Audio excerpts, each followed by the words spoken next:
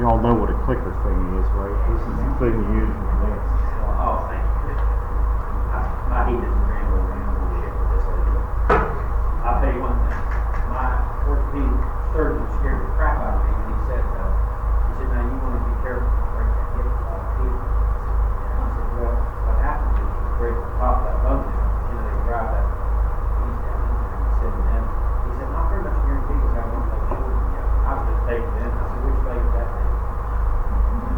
Anyway. So, he said which way you go going around the hill. Exactly. It does limit you, of course. Our hill, I live in Dale and I live in Preston County. The hills, we got our hills just like everyone else. Ours are a little taller, so the slope isn't quite so bad. It's got some of those meadows that an old worker of mine, Braxton County, said once, he was walking with one of his friends up on the hill and he said, this is my midnight meadow. Midnight meadow? What are you talking about? I said, well, you would agree it's pretty steep. I have to wait till after dark to have enough nerve to get up here so you can see how steep it is. Anyway. Yeah. Managing risk with pasture livestock.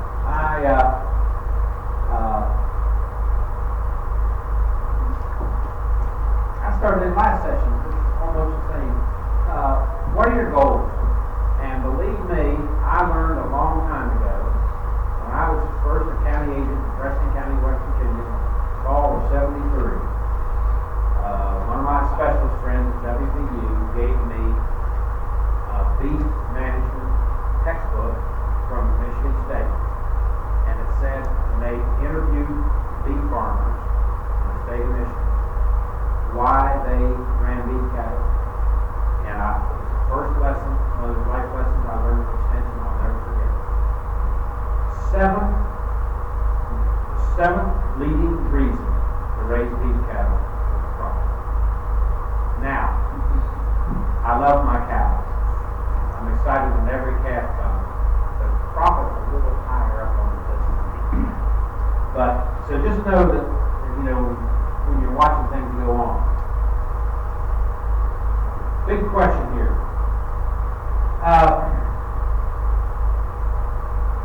These are questions in a conference like this.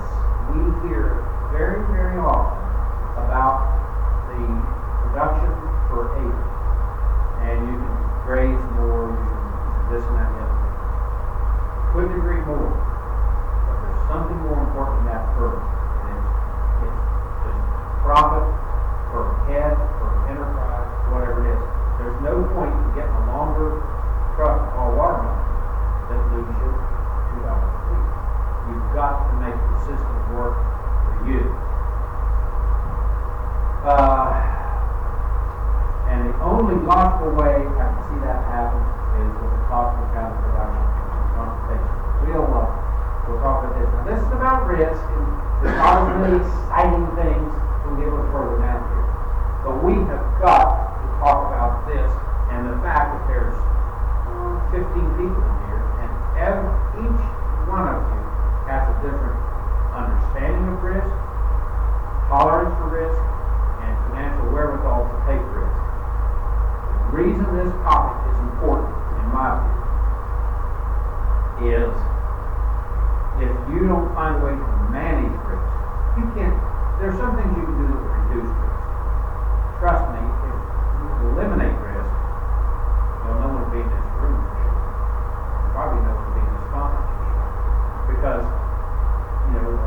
just could say, let's go. So you look at the difference, and we have the highly leveraged farmers. You don't have to be that highly leveraged to take the focus on managing risk. And then you have the people that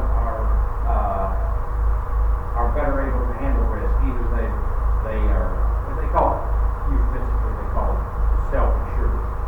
That means when you get beat up to the market, you just take it, that's all, and go on. That's what self-insured is.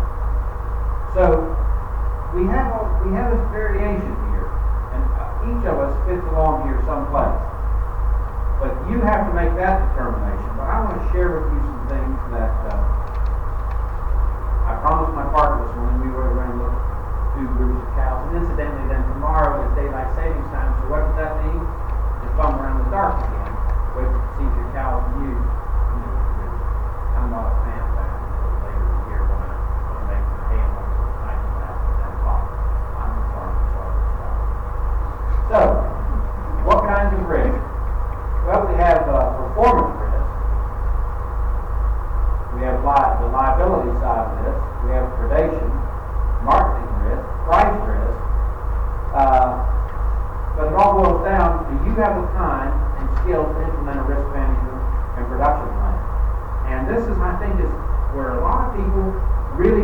do. Doing these things, managing, takes time. You read every textbook on management. It goes, well, the farm manager will set the goals, the guidelines of the operation, and maybe the owner of the operation will set those up. And the manager's job is to implement it. That's a pretty simple job, isn't it? Just do it. But management, you have to find time, you have to make time to manage.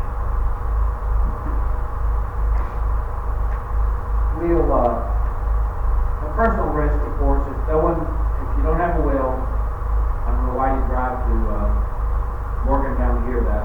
Get that worked on. Advance directive, the plan for generational transfer, because farmers, as a rule, we amass this huge net worth based on mostly long-term, intermediate assets, and we don't have much money. The catch is, then the farmer has to turn around and sell his or her home to cash out on the wealth they've got. So there's some problems there that have to be planned for the generational transfer. And income tax management. I don't think we'll get into that unless somebody wants to catch me afterwards. But that's my favorite topic at all, because we leave thousands of dollars on the table for tax management. Performance. I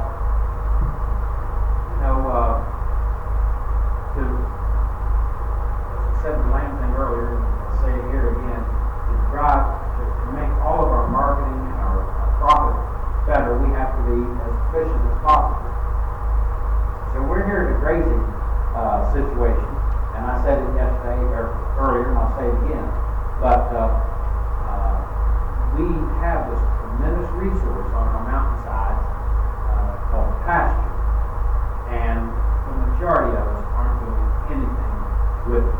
And high quality pasture increases production per head and will increase profit. And I wrote, I saw the Berenberg guys over there earlier, maybe that's where we should always sit right now. But there's anything that you can break is cheaper than anything that you can harvest and make that work. Now, these things are always just a can of worms. You never know what the place is like.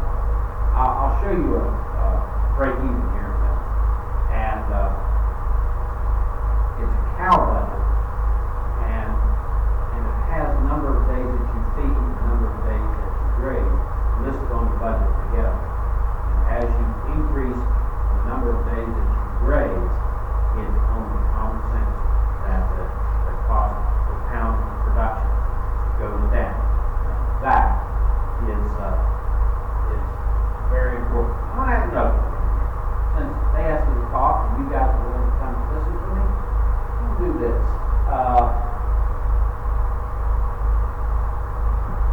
I think sometimes we're selling ourselves short, and I'm a member of a calf pool, and if you're going to sell your calves in the fall, get them in the pool, because it's proven time and time again that the calves bring more money. I don't care. I always blame your neighbor because your neighbor is here, so we can call your neighbor a liar. But not that you guys would ever stretch the truth, but your neighbors sometimes get a little free and loose with information. And they get confused about what actually happened in the market. And they have 10 or 15, maybe 20 miles to drive home, kind of rearrange their memory as they like it to be. And what you find is that these cows calf late and produce, lighter calves. They bring more per pound, but they don't have as many pounds. So that's not all our theory, any of it. But the problem is that if we don't find good, strict calving days, then we get into that, and it's a really hard thing to get out of. That said, using more pasture, having more pasture available in that midsummer letdown, all kind of goes to pot. I mean, you kind of even geared up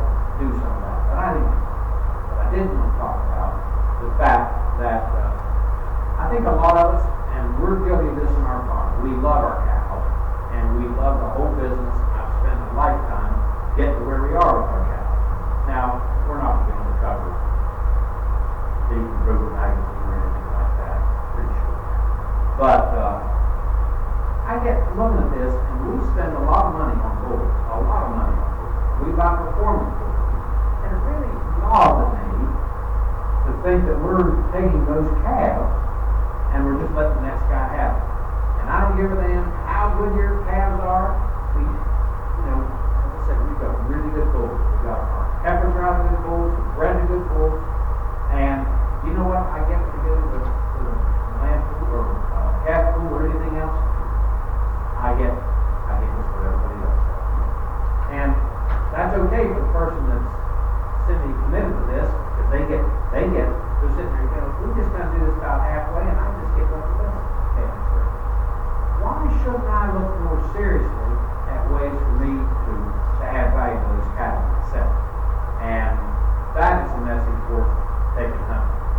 Because the background of calves is one thing, and half the background of calves is getting all straightened up, looking like a little bit, and ready to do the next guy. But when you have good genetics, maybe you want to think about managing your risk by selling more pounds. So that's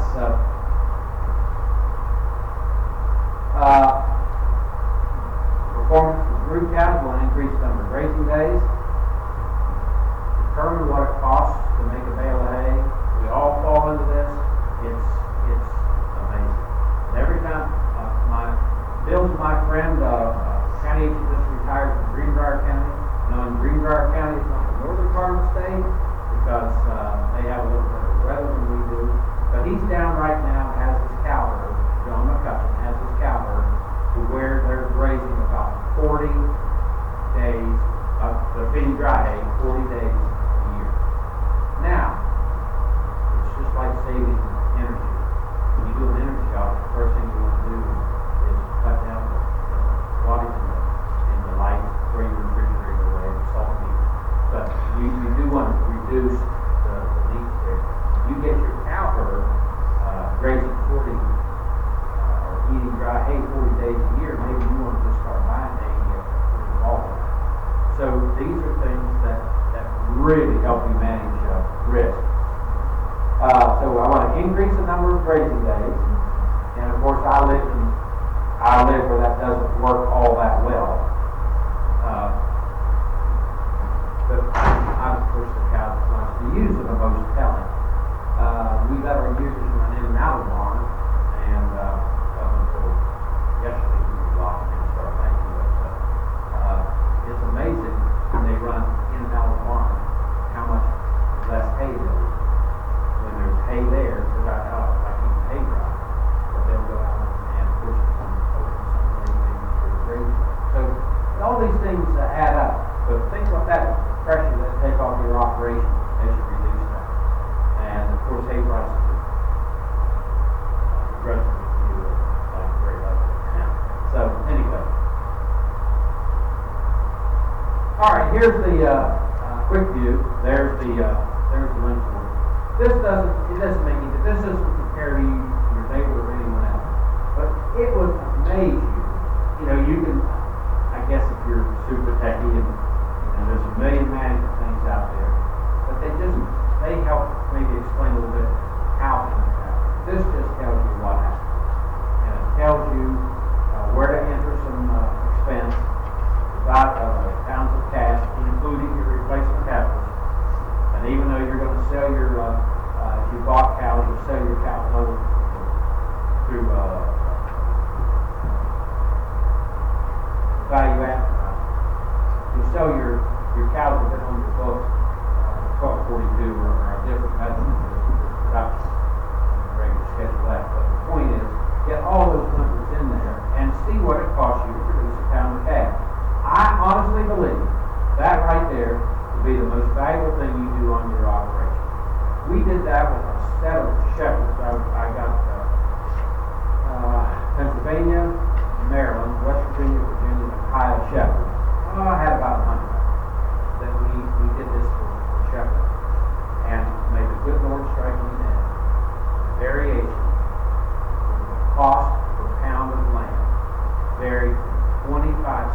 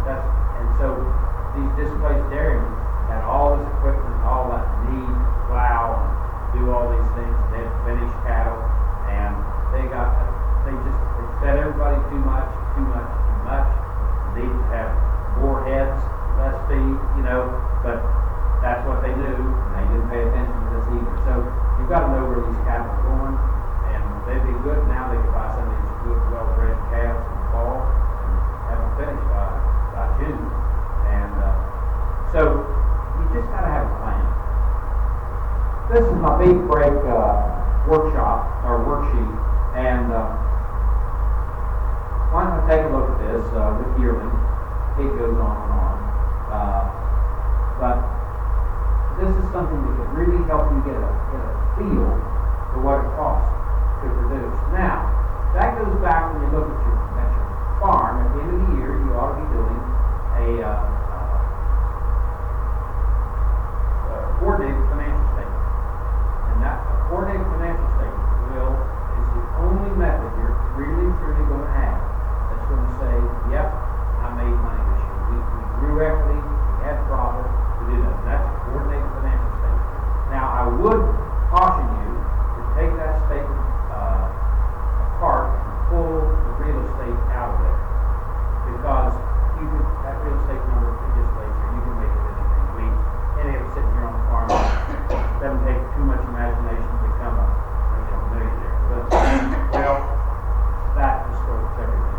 So just take all that out and see what percentage of your cows, let's see what percentage of the equipment you bought is paid for now, the facilities that you improve, those sorts of things. Take a look at that. But now we're back to this, and the beauty of this is it just helps you keep this in place. This is all interactive, and it's got several pages. So you can do one for your performer, what you think you're going to do, and then you can do the second page for what you actually did. But do a little bit of paperwork right there. It'll pay you huge dividends. And the other thing is, this helps you after the fact to determine if the cattle you bought did perform the way you wanted them to. But it's the beef break workshop worksheet. It's on my webpage. So we're all that. If any of you don't have sheets, managing risk on the farm, of course, all the legal ramifications with the fence. You haven't broken the law. If your cows, ewes, donkeys, whatever it is, gets out, you just piss your neighbors off, and you got to pay for the garden. My favorite county agent, I've about had all the garden complaints I could stand. Billy Bob's cows got over on so-and-so's garden. My golly, they cost us $10,000. Awful. So I started, instead of just getting out of the fight, I just crawl on it. And so I said, here's what I want to do. I'm going to drive out there. I'll take an assessment of what it is if you'll promise to pay the one particular, this old girl was hotter than boy. And the farmer's cow had gotten out. One cow walked through the garden, ruined it, and it amounted to 2 tomato plants in the garden. And it was like insurance, like really. So, but it is your deal. Insurance. My friend here that's selling vegetables and so forth. And whether or not you need $1 million to $2 million liability, you just got to have it. I mean, you've got to have it. I had a cow knock the gate open in my place. Big old black cow, she probably weighed 1,400 pounds. She went down on the Alpine Lake Road on Saturday. And before he signed called, it was about 2/3 drunk. He said, Tom, I think hit one of your cows. Yeah, he did all right. And so my insurance paid. That's the end of it. I lost the cow. That's the end of that. And I said, the insurance company, I said, I hate this. And she said, that's why you have insurance. That's why you have insurance. So insure against that stuff.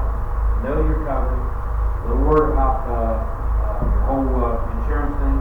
Those policies are written down in blackboard. And you read them. Or you get somebody to read them for you. And whenever you're dealing anything serious,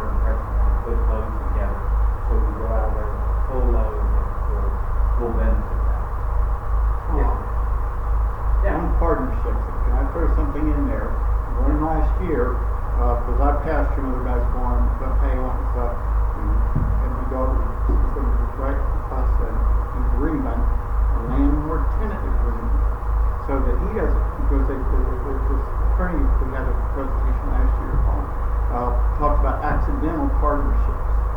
You know, and one example, there was a group of guys that went together to buy feed. Yeah. And they took turns going down to pick up the feed months later, however often they bought it, because they bought it in large quantities, got a good deal. There was an accident. Everybody got sued. Because they didn't have an agreement, you know, that might have covered, or insurance that may have covered that, particularly for that, because it's called an accidental partnership. Yep. So that's like if my cow gets out, you know, to Rob's place, before, you know, somebody hit it and maybe got hurt, so forth, the place was still closed. But now they can just come after me. That's complicated. Well, I have insurance, you know, Yeah, I have insurance, but it takes the liability away from the person who actually owns the ground. No, absolutely. And people ought to be thinking about that. I wrote this wonderful farm lease one time for a widow over in south of Newburgh. It was a good one, you know. The farmer had to replace the nutrients, took off the farm and all that, and they were operating one year and they got a little building. I thought, guess we're going something there. Anyway, predation. We gotta have a predation plan. That's real important. But it's not just the sheep thing. It's also coyotes, killing calves while they're being born. That's nice. But you might have to make some changes. Cooperatively market, trucking, processing, loads, sell grass feed, sell grass-fed feed. If you want to stretch out your pasture income and diversify and still stay within the basic species you're looking at. Pasture finished, and that's a difference from pasture fed livestock.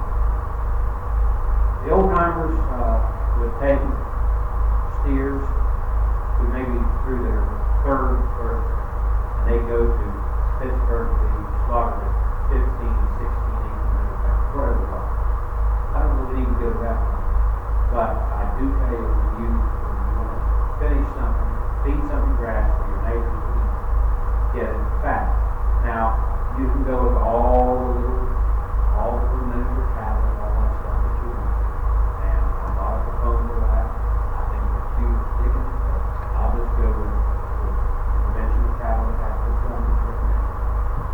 And you put those on, you probably want to winter them, put them on grass, and then start selling them at 18, 20 months old. And the carcass hangs up, it looks good, and you as a farmer, since you only get to sell that calf one time, you get more money out. This is my problem with selling calves. I mentioned the genetics thing, and it's the same thing. You only sell it once.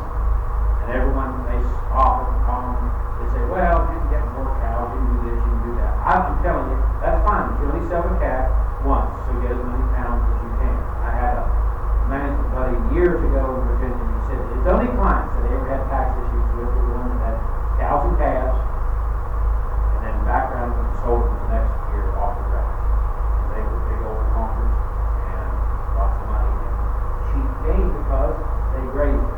And that background can easily be done with forages or whatever. If you don't live in North Pole Exchange, where I do, you might get on the grass later. So that's the beauty of this grass and the beauty of using, annuals to work in there. Now, we're going to try to use this year and do about 4 acres of a summer grazing. Got to get on through with trying to do the rest of my pastures.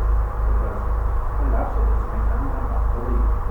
Anyway, so, okay, price risk. Boy, oh boy, you got to know what the market is. I mean, there's so many people don't, and that's why stockyards and market things work out, because we don't know what they're worth. And but here's the catch. Somebody knows, or worse than that, thinks he does. And you're not going to get a penny more than someone's willing to spend. So know what the market is. This is the key right here. Develop good relationships. I would like to think that I keep ragging on our calves, but we have lots of good boys. Our calves do perform. So this guy This guy called back, he bought calves in Western Ohio. He bought our steers. Oh, he loved them. He took 3 of them to the state fair, put on a feed test and all this crap. Oh, I loved them. We talked about bulls and all that. And next year, they were included in a group of calves. And he said, I'm not paying them anymore. And so there it was. So that's an interesting relationship, but not a good one. You have to have the kind of relationship that you can depend on. And like I told the land people, talk to people about these things. See what they want to do. And then we come to livestock risk protection. LRP, livestock risk protection. Now this terminology is very precise because the risk management agency made me change the way I did it. It ensures against unexpected drops in cattle prices. I worked very hard to get that into West Virginia several years ago, and now it's over the whole U.S. But what LRP, Livestock Risk Protection, does for you is it allows you to take position in the national feeder cattle market known as the Chicago Mercantile Exchange Feeder Cattle Price Index. Now, that's for a 750-pound M1 steer. There's all, of course, it does very wrong and have to all this stuff. But you know that those prices are driven by what happens in the 13 major cattle producing states. Now, we know, those of us in the southeast, that it's the old trickle down theory.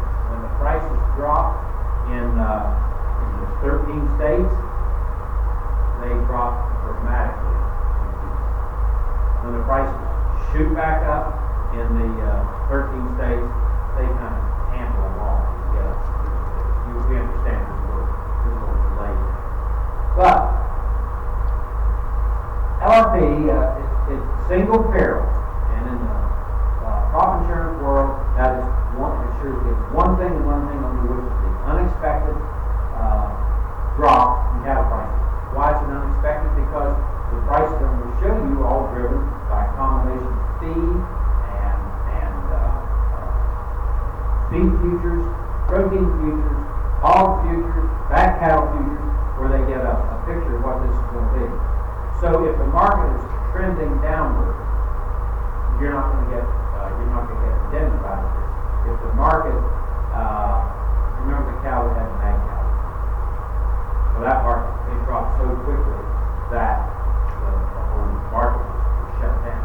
But the beauty, that was unexpected, but the beauty of that is those prices recovered the next day and kept on going because of the American confidence in the USDA. But anyway, with LRP, you can buy one of 3 or more posted coverage levels, which are predicted or expected end prices of cattle based on the Chicago Mercantile Exchange Feeder Cattle Price Index. So, you can buy different levels of that or different levels of risk. And this is why knowing how you feel about this is really important. You can buy 70% of the price and 95% of the price is the expected end value. For periods of 13, I say 52 because technically 52 weeks is on there, but it's more like 13 to maybe 5 months out, something like that. The closer to sales date, like anything to do with the Chicago Mercantile Exchange, the closer to the price it is. But when the contract matures, if the actual ending value, which is what really happened, posted by the Chicago Mercantile Exchange, is lower than the contract price if you locked in, there's an indemnity. And does it track what we do? No. No. It tracks what we do. Is it tied tightly to it? No, it kind of moves around. But as a producer, we'll talk about this, as a producer, you submit a one-time application for an LRP cover. And that is so easy for me to say. It is so easy for me to say.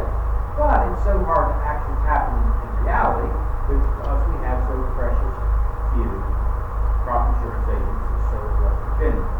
That is a real problem. There are so few, in fact, that I just called by name. Our crop insurance agent that handles most of those in West Virginia is Larry Jones. He's in Point Pleasant. His telephone works great. You can do it all over the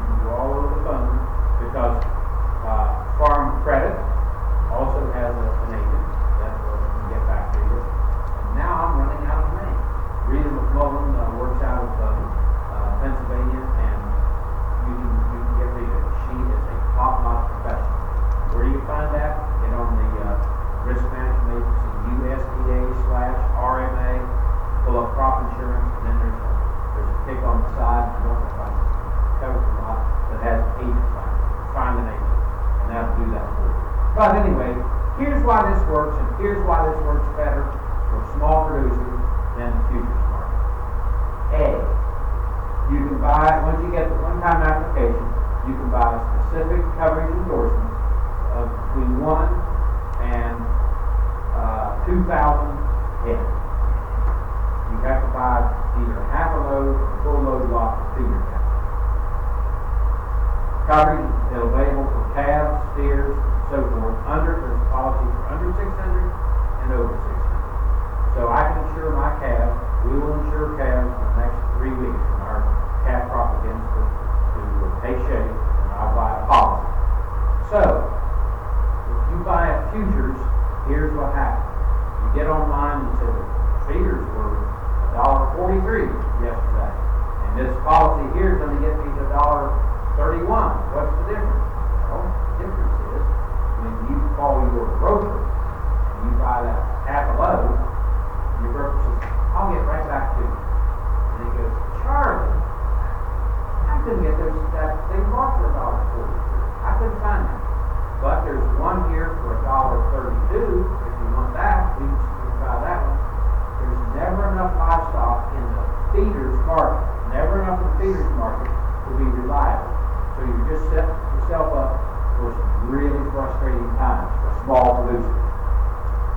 I don't think I'm so naive about this and I'm missing something, but that's what the experts have always told me. And I've covered some cattle, some fed cattle with futures, and futures have specific roles, but they're tough on small farms. So, what we do is this is a revenue product. It's covered strictly online. So you go to the RMA website, and I should have emphasized this daily because those expected end values change daily based on whatever changes farmers' thinking when it comes to securing the price of their fed cattle. So here's where you get up on that website. Here's the government publications. There's the 13 states. That's certainly pretty nice. Now here's what I wanted to show. Okay, this goes on for another like 6 feet over there, okay? But this is the Chicago Mercantile Exchange Feeder Cattle Price Index. You realize in America we kill about 140,000 cattle per day. 140,000 cattle. Those figures got to come from someplace. So, look at this. Look at this. Texas, you see the individual states. There's the gray. 76 head, 10, 179, 214, 186. And out there's the price, the weights and the prices. They take these daily prices and weighted average, and they combine the total weight by the total dollars on a 5-day basis, and then on the 6th day, they pulls ones out, goes ones in, and go from there. So that is the Chicago Mercantile Exchange Feeder Cattle Price Index. And when you get online, this is really awkward sitting down with a short.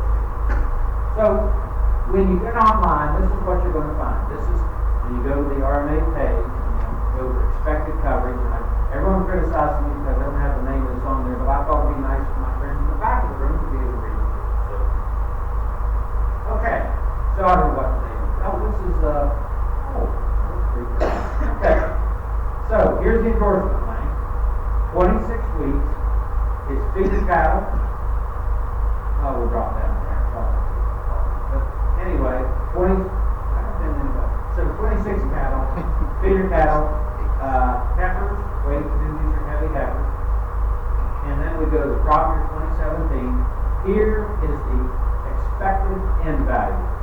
They expect these cattle on that Chicago Mercantile Exchange feeder cattle price index to be $1.10, 26 weeks for an end date of 6 to the first day of June 2017. Now, that's what they expect, but here's the coverage level is 93%.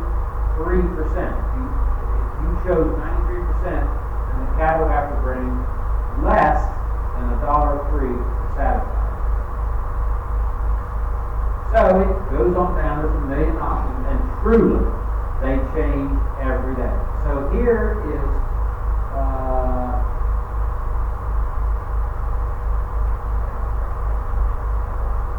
okay, here's the same heifer, June 1st, 98, because they insured 88.9% of that price. Now, so as you can see, we talked earlier about your willingness and capability to manage risk. This is where it's got out. Very few people ever buy like the 95 or 96%, but a lot of people get to that 80%. So what happens? So you have 500 pounds heifer. You bought protection of 90.6, and you know that was the expected end value. You purchased, and that you purchased, which was this fee was 90% of the expected end value on this code. Okay, there's different costs to do this. They all do it on price per 100, but I just chose the numbers to fit out. So we have a 500 pound heifer. You spent $4.03 per 100 times 5, so we 500 pounds. So we have $20.15 to assure us that those heifers bring 90.6 cents a pound. Now, if the market drops to 85, see how clever I made that 0.62. So the payment, the indemnity payment is $5 a 100. So you grossed on your indemnity 25, take 24, you receive $4 a head. Okay, everyone goes, really? I don't know that anybody on December 31st, when you get your house insurance premium, you go, damn, we missed out the house burning down this year. Isn't that awful? No one thinks about that. But for some reason, there's some profit motive people get into this thing. So what you did is you bought protection for everything below 90.6 cents. So there you are. So 500 pounds steer. It's important we see this because this happens more times than not. You buy protection for 99 cents, which is 91.8% of $1.08. It costs you $4.43. It costs you $22 a head. The market reported $1.04. The indemnity payment is based on 110 of that, or $1.14. So you don't get indemnity, but you still pay for $22.05. You don't get indemnity, yep, but you got all that production. I sat at a session and did this a few years ago, and I said, I think once the bankers finish this out for people that are higher loan risk, they're going to insist that they buy crop insurance. And the banker said to me and said, we already do. So it's just something to think about. Of course, your $22 a head is a liable expense of your taxes. And of course, if you're indemnified, you add the indemnity price right onto the cab price that you got, and you pay taxes on it. This just keeps you in the middle of the road. There's no profit motive with this at all. But it should be comfort for people that are turning out a bunch of calves. Good managers choose a maturity date that is absolutely unlinear when you're going to send those cattle. Because wouldn't you feel stupid if you had your cattle insured for October 10th and it matured, and then you actually sold your cattle for November 1st and the market dropped $8? You would not only feel stupid, but you would decrease. So this is what you want to do here. For those people that want to finish their cattle in another state, the policy follows them. For those that want to go to the larger cattle policy. Texas, a lot of people use this. West Virginia, more and more every year, but we want to slow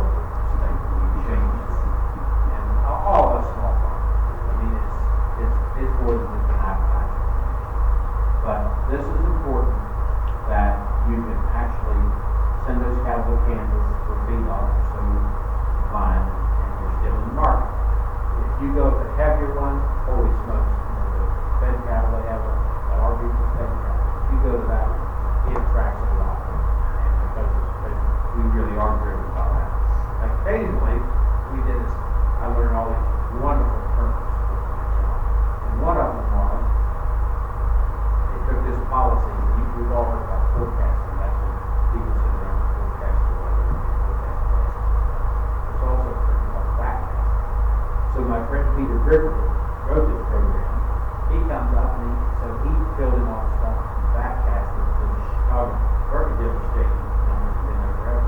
What would happen? There were 2 times in West Virginia when 2 times after like 1988 or something, 2 times that the farmer would be indemnified and the price of his cattle was higher than the Chicago Mercantile Exchange. Because what you get from the cattle has nothing to do with nothing. If all your cattle die, it has nothing to do with it. All your cows, nothing. You take a position in the market to offset all the consternation that appears when the markets change nationally. 1 million acres of pasture we should be focused on. This ensures buying insurance protection for loss of forage production for grazing or harvested hay. Period. Nothing more. And the index reflects how much precipitation is received to a long-term average of specified area and time frame. And so, if we get lots of rain, we don't get indemnified.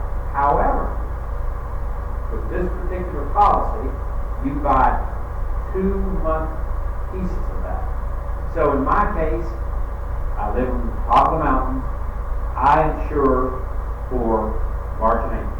I'm assuming if I get rain in March and April, I'm going to have a hay crop. Then I can pick up again and maybe go, I'd like to have some rain in July and August, so I have something for me the rest of the time. Or maybe it's June and July.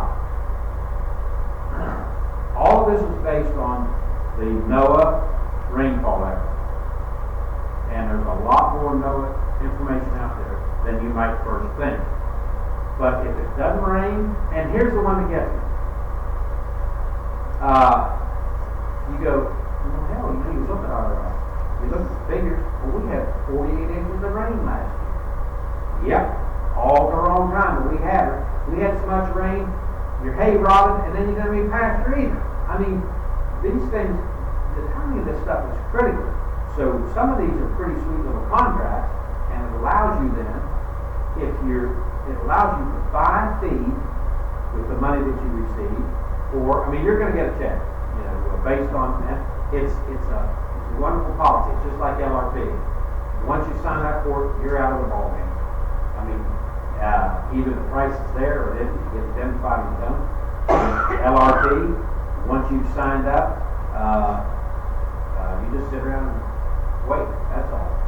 But if you choose wisely, and your agents are trained, your crop insurance agents are trained to help you do this. And Larry's very good, and Rita McMullen is excellent because they've done a lot of this in Pennsylvania. They're easy to find on the website. But they can advise you of which months you want to cover. So it's a group policy, meaning you're just part of a million other people. It's based on a 12-mile grid. Yep.